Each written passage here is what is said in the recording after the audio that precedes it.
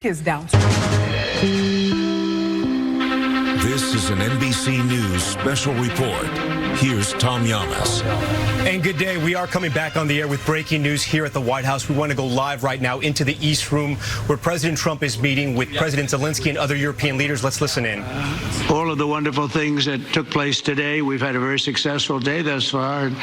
Important discussions as we work to end the killing and stop the war in Ukraine. We're all working for the same goal. Very simple goal. We want to stop the killing, get this settled. I've just had the honor of being with President Zelensky and all of the discussions that we've had. We covered a lot of territory, and I spoke indirectly with President Putin today. We're going to call President Putin right after this meeting. I'm sure we're going to have a solid meeting, good meeting, maybe a great meeting, and we're going to try and work out a trilat after that and see if we can get it finished, put this to sleep, because this is not since the Second World War has there been anything like this. So I'm honored to welcome NATO Secretary General Mark Rutte, who's a great gentleman, great political leader in Europe generally, but now he's the NATO Secretary General, and you're doing a fantastic job. Thank you very much, Mark. Prime Minister Starmer of the United Kingdom, our friend and my friend, and doing really well. And people like him a lot. We all like him. Everyone knows President Macron of France, who's been with me from the beginning, one of the first people I met as a foreign dignitary, and I liked him from day one. And I like him even more now. That's pretty good. That's unusual. That's a pretty unusual thing. Prime Minister Meloni of Italy, who's really a great leader and an inspiration over there. She's served now, even though she's a very young person, she's served there for a long period of time relative to others. They don't last very long. You've lasted a long time. You're going to be there a long time. Chancellor Merz of Germany, who is a very strong person and a very strong leader and very highly respected in Germany. And he's my friend, and it's an honor to have him as my friend. Thank you very much. Very good. You look great with your tan. Where did you get that tan? I want to get a tan like that. That's true. President Stubb of Finland, and he's somebody that, where are we here? Where? I'm right here. Oh. You look better than I've ever seen you look. But you've done a great job, and we wanted to have you here because you're somebody that we all respect. And you've had a lot to do with the success, I think, and the potential success. And thank you very much for being here. We appreciate it. And the President of the European Commission, Ursula von der Leyen, who is somebody that we just made a big deal with all of those countries. I don't know. I think you might be more powerful than all these guys at this table. I don't know.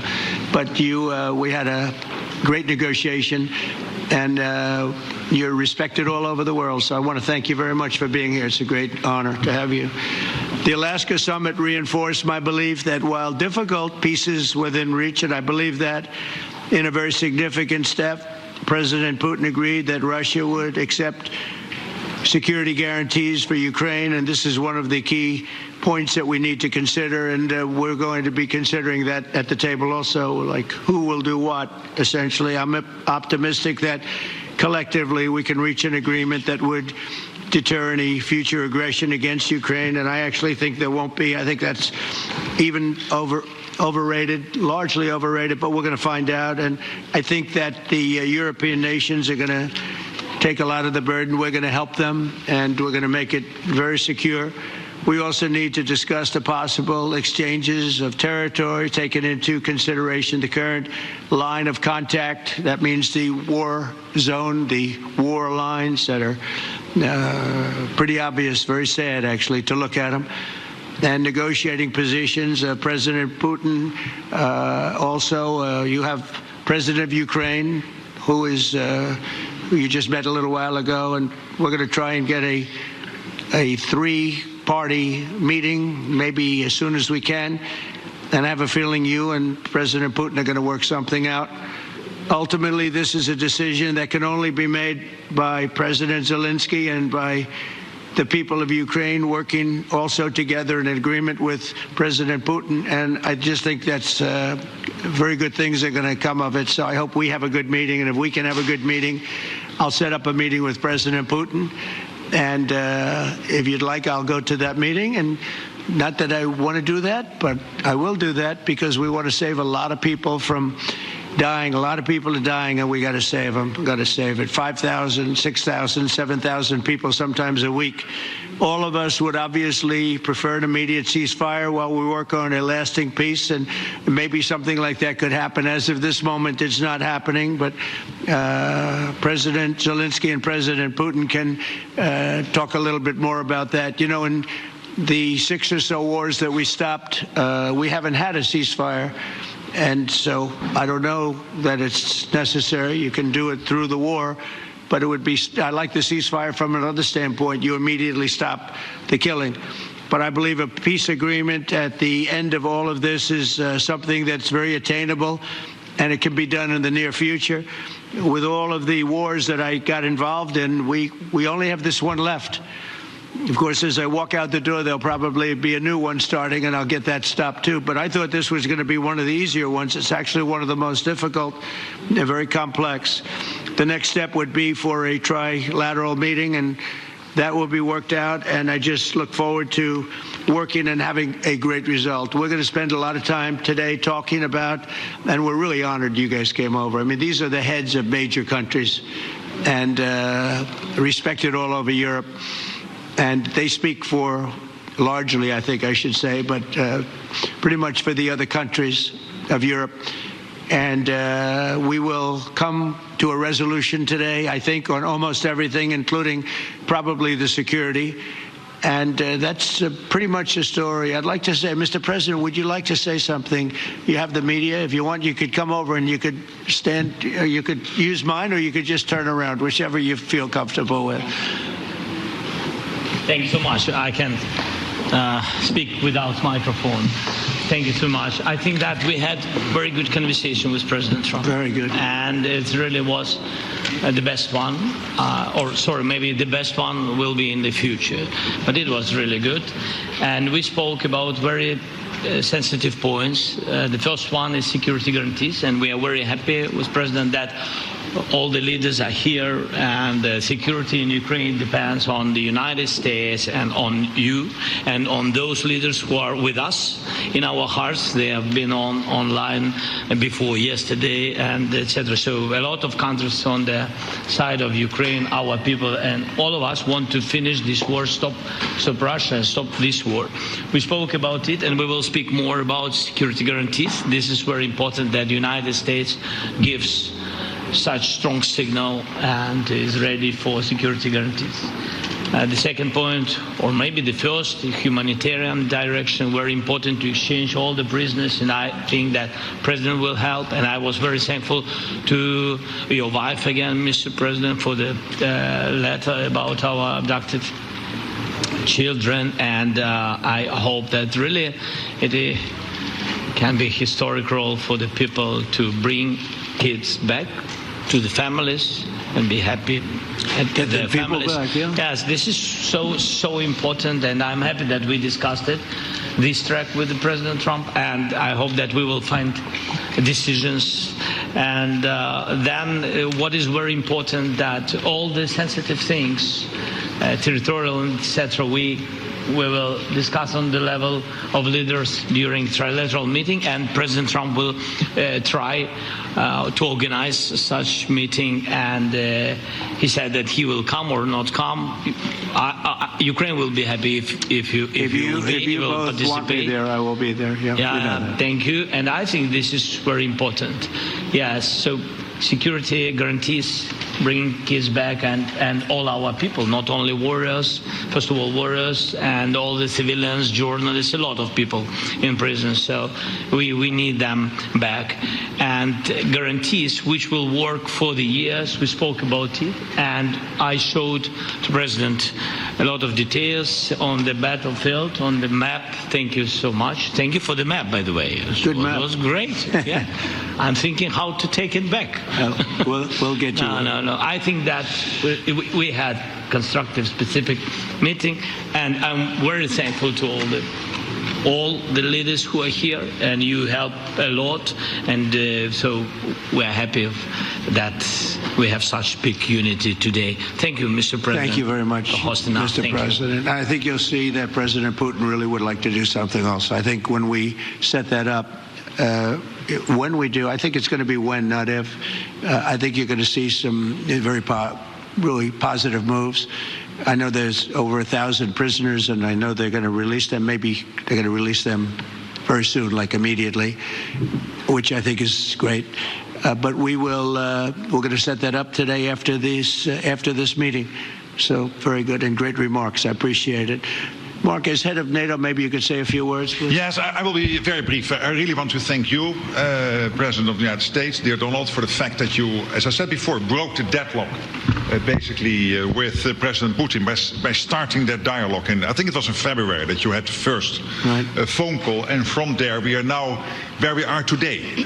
And that is, I think, if we play this well, we could end this, and we have to end this. We have to stop the killing, we have to stop the destruction of Ukraine's infrastructure. It is a terrible war, so I'm really excited. And let's make the best out of today and make sure that from today onwards we get this thing to an end as soon as possible. I really want to thank you for your leadership, what you are doing for Volodymyr, but of course also all the European colleagues. It is really crucial. And the fact that you have said I'm willing to participate in the security guarantees is a big step. It's really a breakthrough, and it makes all the difference. So also thank you for that. Well, NATO also has agreed from 2% to 5%, which is something that is a massive amount of money, and it's 2% that wasn't always paid to 5% that is paid. That's a big difference, and so we appreciate that. That's a great move. Thank you very much. Ursula, maybe on behalf of the Commission, you could say a couple of words. Yes. Thank you very much. It's a pleasure to be here, and it's a very important moment. Indeed, we are here, Europeans, as friends and allies. We had a fantastic NATO summit. Together as the two largest and biggest economies in the world, we had the largest trade deal ever agreed. And now we are here to work together with you on a just and lasting peace for Ukraine. Stop the killing. This is really our common interest, stop the killing. And indeed, it's very good to hear that we're working on the security guarantees, Article 5 lies security guarantees, so important. But I want to thank you also that you mentioned the thousands of Ukrainian children that have been abducted. And as a mother and grandmother, every single child has to go back to its family. This should be one of our main priorities also in these negotiations, to make sure that the children come back to Ukraine, to their families. Thank you. And we did. I was just thinking we're here for a different reason, but we just a couple of weeks ago made the largest trade deal in history. So that's a big thing, and congratulations. That's great. Thank you very much, Ursula. Mr. Chancellor from Germany. A very great leader. Mr. President, dear Donald, many thanks for having us today. I think this is extremely helpful that we are meeting and hearing that the two of you are having such a good meeting today here in Washington. The next steps ahead are the more complicated ones now. The path is open. You opened it last Friday. But now the way is open for complicated negotiations. And to be honest, we all would like to see a ceasefire, the latest from the next meeting on. I can't imagine that the next meeting would take place without a ceasefire. So let's work on that, and let's try to put pressure on Russia, because the credibility of these efforts we are undertaking today are depending on at least a ceasefire from the beginning of the serious negotiations from next step on. So I would like to emphasize this aspect and would like to see a ceasefire from the next meeting, which should be a trilateral meeting wherever it takes place. Well, we're going to let the president go over and talk to the president, and we'll see how that works out, and if we can do that. I will say, and again I say it, in the 6 wars that I've settled, I haven't had a ceasefire. We just got into negotiations, and one of the wars was, as you know, in the Congo was 31 years long. Another one that we settled last week with 2 great countries was 35 years going on, and we had no ceasefire. So if we can do the ceasefire, great. And if we don't do a ceasefire, because many other points were given to us, many points were given to us, great points. Please, Georgia, go ahead. Well, thank you very much, Donald, Mr. President, for hosting us today in this important meeting. And I think it is an important day, a new phase, after 3 years and a half that we didn't see any kind of sign from the Russian side that there was a willing for dialogue. So something is changing, something has changed, thanks to you.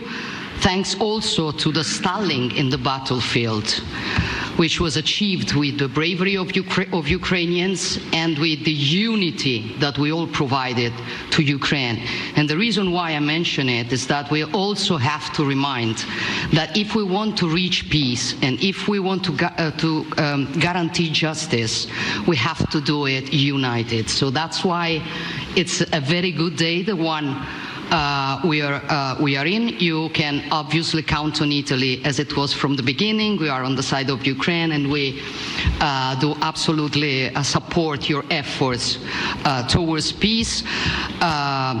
We will talk about many important topics.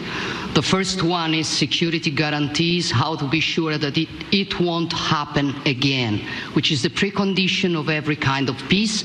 I'm happy that we will discuss about that. I'm happy that we will begin from a proposal, which is the, let's say, Article 5 model, which was Italian at the beginning. So we are always ready to bring our proposals for peace, for dialogue. It's something we have to build together to guarantee peace and to defend the security of our nation. So thank you, Mr. President, for hosting us. Thank you very much. Emmanuel?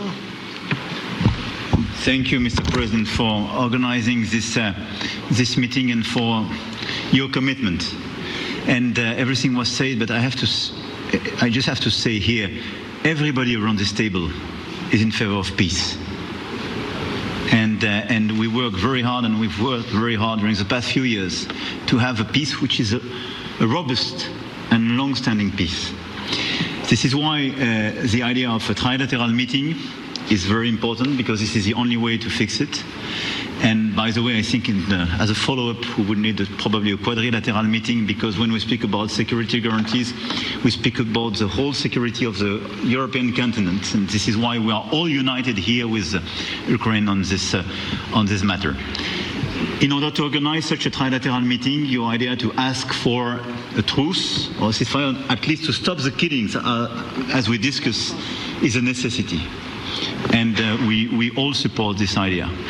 And in order to have such a long-standing peace for Ukraine and for the whole continent, we do need the security guarantees. And the first one is clearly a credible Ukrainian army for the years and decades to come. And the second one is our own commitment, all of us. And we worked very hard during the past few months amongst the coalition of the willings, with the support of NATO, to build the different pillars of security guarantees and our commitments. And you can be sure that the Europeans are very lucid about the fact that they have their fair share in these security guarantees for Ukraine, but their own security is clearly at stake in this situation. So you can count on us, as we can count on you, in order to deliver this robust peace for both Ukraine and Europe. Thank you very much, Emmanuel. Mr. Prime Minister. Thank you very much, Mr. President, and thank you for hosting us here. Can I start where Emmanuel started, which is we all want peace. The war in Ukraine has had a huge impact, particularly on the Ukrainians who've borne the brunt of it, but it's also had an impact on Europe and on the United Kingdom. There's not a family or community that hasn't been affected. And when we talk about security, we're talking about the security not just of Ukraine, we're talking about the security of Europe and the United Kingdom as well. well, which is why this is such an important issue. I think this is such an important meeting.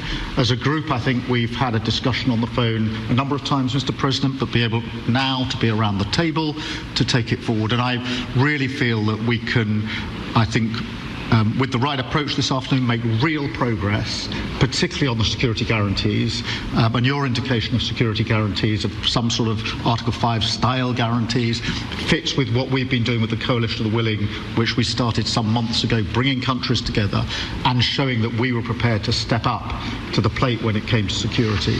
With you coming alongside, the US alongside what we've already developed, I think we could take a really important step forward today, a historic step actually could come out of this meeting in terms of security for Ukraine and security in Europe.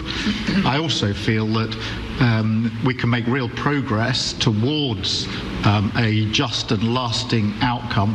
Obviously, that has to involve Ukraine, and a trilateral meeting seems the sensible next step. So thank you for being prepared to take that forward, because I think if we can ensure that that is the progress out of this meeting, both security guarantees and some sort of progress on trilateral meeting of some sort to bring some of the difficult issues to a head, then I think today will be seen as a very important day in recent years in relation to a conflict which has gone on for 3 and a bit years, and so far nobody's been able to bring it to this point. So I thank you for that. Well, thank you very much. And, it's very interesting because this is the first for the White House. You can't say that very often. It's seen a lot over the years, since 1800, 1799, to be almost exact. But this is the first where we've had so many prime ministers, presidents, the heads of European nations. And by the way, Alex, I'd like you to say a couple of words, too. You're a young, powerful man. Before I finish up, I want you to say a couple of words. Go ahead. I'll take the notion of youth back to my wife and try to convince her. Thank you very much, Mr. President. I think in the past 2 weeks, we've probably had more progress in ending this war than we have in the past 3.5 years. And I think the fact that we're around this table today is very much symbolic in the sense that it's Team Europe and Team United States helping Ukraine. And the progress that we're looking out of this meeting is about the security guarantees, which are a big part of this. And then, of course, moving towards a process with a trilateral meeting with you and President Putin and President Zelensky. Some of the international media might wonder, why is the President of Finland here? I think the reason is probably that we might come from a small country, but we have a long border with Russia, over 800 miles. And we, of course, have our own historical experience with Russia from World War II, the Winter War and the War of Continuation. And if I look at the silver lining of where we stand right now, we found a solution in 1944, and I'm sure that we'll be able to find a solution in 2025 to end Russia's war of aggression and find and get a lasting and just peace. The situation is very difficult, but that's why we're here. Thank you, Alex, very much. Good job. So we're going to be meeting for a while, and we're going to discuss some of the issues. And I don't think there's any issue that's overly complex. It's at a point now where people want to do things. I really do believe, I've known him for a long time. I've always had a great relationship with him. I think that President Putin wants to find an answer too. And we'll see. And in a certain period of time, not very far from now, a week or 2 weeks, we're going to know whether or not we're going to solve this, or is this horrible fighting going to continue? We'll do our best to get it ended. And I believe you have 2 willing parties, and usually that's good news, but 2 willing parties that want to make a deal. And we'll journey together, and we'll go over, and we'll see if it can be done.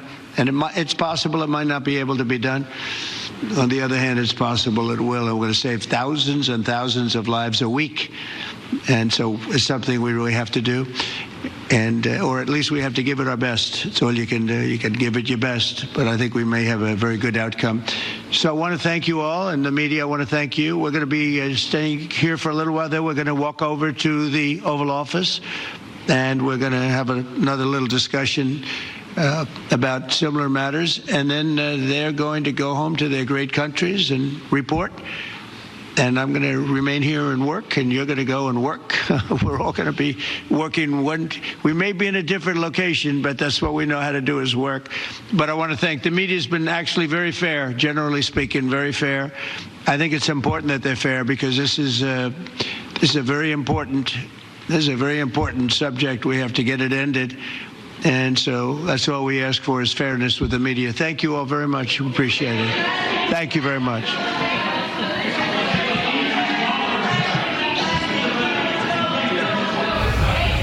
We've been listening into the East Room meeting there of the European leaders along with NATO and President Trump and President Zelensky, a critical meeting in the potential march towards peace in the country of Ukraine in that violent, bloody war against Russia. We've learned a lot in this meeting, both the European leaders and President Trump and President Zelensky talking about what is on the table in this potential plan. What we've learned is the meeting right now is to discuss security guarantees, which countries essentially will provide troops potentially, including the United States. The President was asked twice today about that. He didn't commit either way. We know that France and the UK have committed to that. And also the bringing back of Ukrainians that are either prisoners of war, families, or children that have been taken by the Russians in this war to come back. We're talking about 1,000 to thousands of Ukrainians that are right now in Russian custody. President Zelensky talking about them being brought back as well. But there are still some points of contention. First, we don't know what's going to happen with the territory that Russia has taken after their invasion, number one. And number two,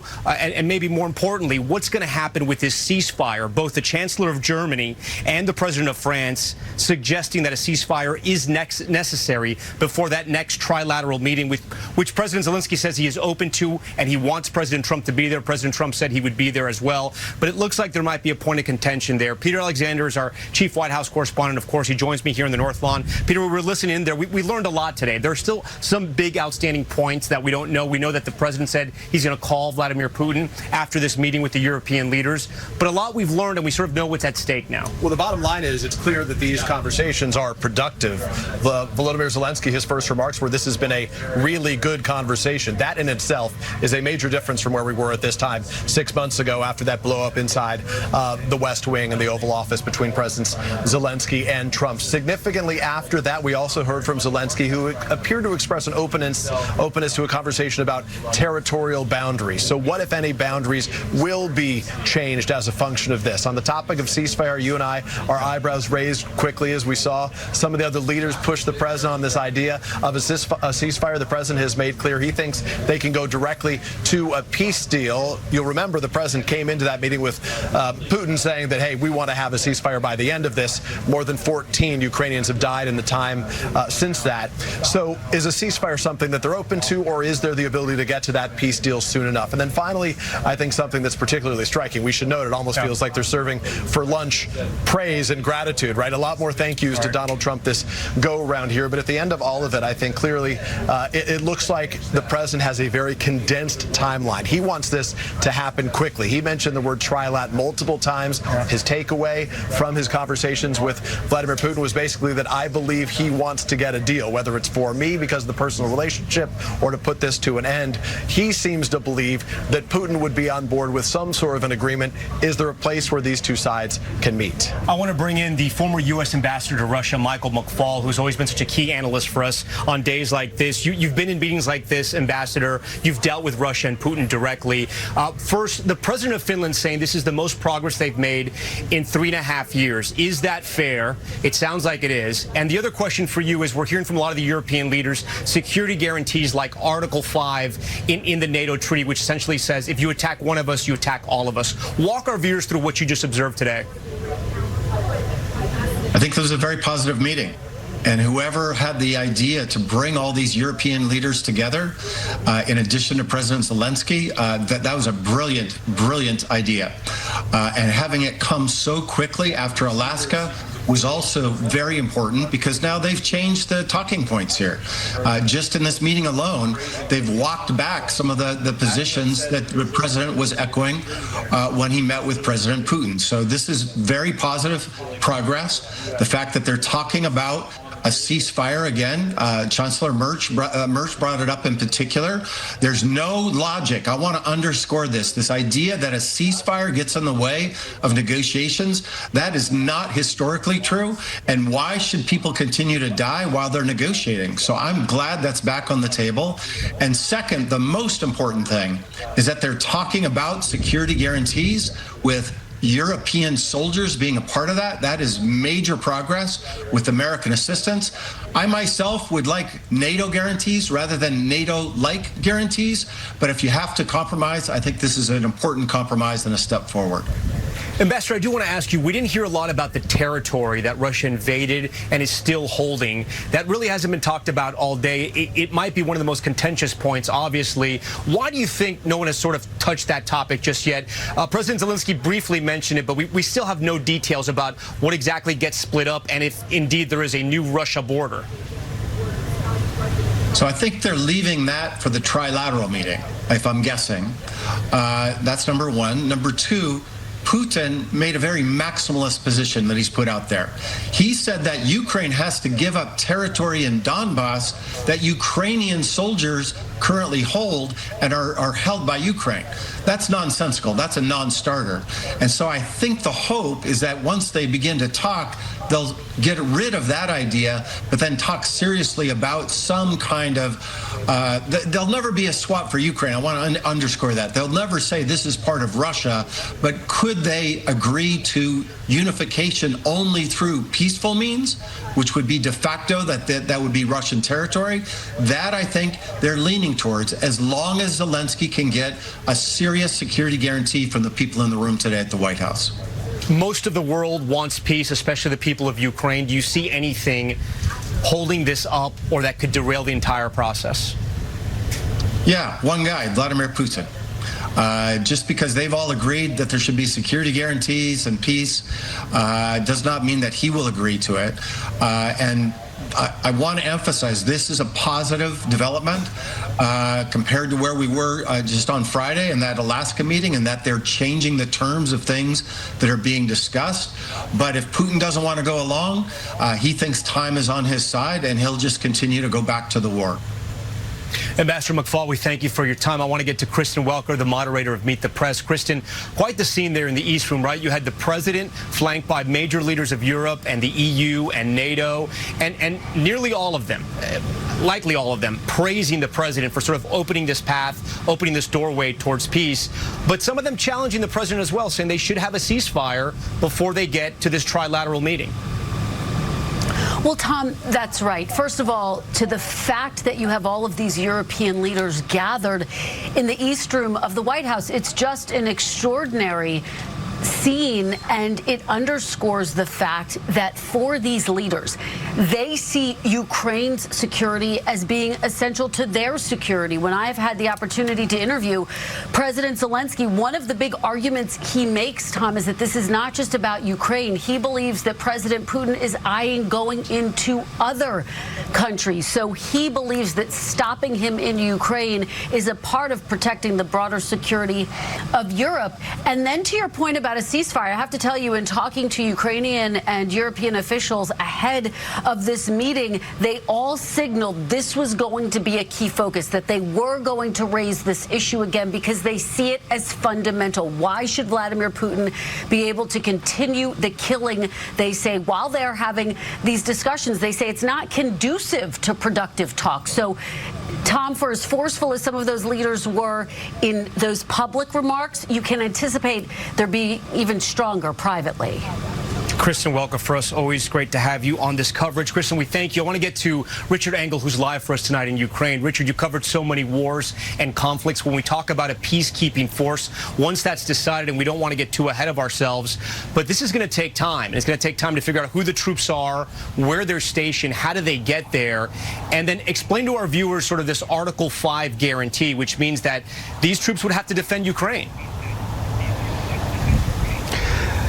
Yes and no. They wouldn't necessarily be armed troops there prepared to battle against Russian forces. They could be peacekeepers. A lot can be done now with technology. A lot can be done with drones and satellite images. There are mechanisms that can be put in place that don't necessarily immediately involve American or French or Finnish troops fighting against the Russians. Article 5 is interesting. They keep talking about it. An Article 5-like agreement, meaning that if Russia were to attack Ukraine again after these security guarantees are put in place at the end of a conflict or with the start of a ceasefire, then if Russia attacked, it would be as if it was attacking all the parties that agreed to the agreements, attacking the United States, attacking Europe, and there would be some sort of response. But you don't necessarily need American troops patrolling up and down the border physically to be there. You'd have some sort of presence, but it wouldn't have to be American Marines or soldiers. And then, Richard, as far as the people of Ukraine hearing this meeting, President Zelensky seemed very positive with the president, thankful. It sounded like President Zelensky felt in his heart they were getting close to an agreement. Well, because as you mentioned earlier, this is to a degree the easier part. This is what Ukrainians have been asking for. President Zelensky says that he wants a meeting with the Russian President Vladimir Putin. He wants security guarantees. He said he wants NATO membership, but a NATO-like agreement, something like Article 5, is probably something he could accept. But for here, for the Ukrainians living here, the most sensitive conversation is going to be, what is the price tag? Are they going to have to give up 20% of the country and all the people who live there in exchange for these security agreements? Or will there be pressure put on Vladimir Putin to compromise? Why does Ukraine have to make all of the sacrifices when it was Russia that invaded this country? I think that's the way people here see it. Speaking of Russia, I want to get over to Keir Simmons, who joins us live from London tonight. Keir, you've interviewed Vladimir Putin. You cover Russia for us here at NBC News. How is Putin going to take in this sort of meeting, right? All these European leaders, members of NATO, the EU here, sort of celebrating the moment, the path possibly towards peace, and praising Donald Trump in many ways. And President Zelensky sitting there at the table as well. President Putin on Friday, Tom, said something, almost a throwaway line, but it was really notable, I thought. He said, we've got something of the opening of a deal, a quote, unless the Europeans derail it. And the question now, I think, is whether President Putin is watching from the Kremlin, watching that bonhomie around that table, a scene of friendship, of collaboration, whether he is watching that not with the kind of positivity that you felt from that room, but with a sense of, there we go, there's the Europeans getting in the way of what I thought I'd agreed with the American president just days ago. And one of those questions is going to be about what territory he wants and what territory he's prepared to not have. You think Putin, who's obviously very calculated, will follow President Trump's timeline and this trilateral happens sooner than later? Good question. I think if, as the German Chancellor suggested, a ceasefire is demanded, that might, from his point of view, Putin's point of view, give him an exit ramp to not have that trilateral. But so much is unexpected right now, Tom. All right, Keir, we appreciate that. That concludes this NBC News special report. We're going to have much more on our streaming network, NBC News Now, online at NBCnews.com. And I'll see you back here for a special edition of Nightly News. I'm Tom Yamas. We thank you for watching.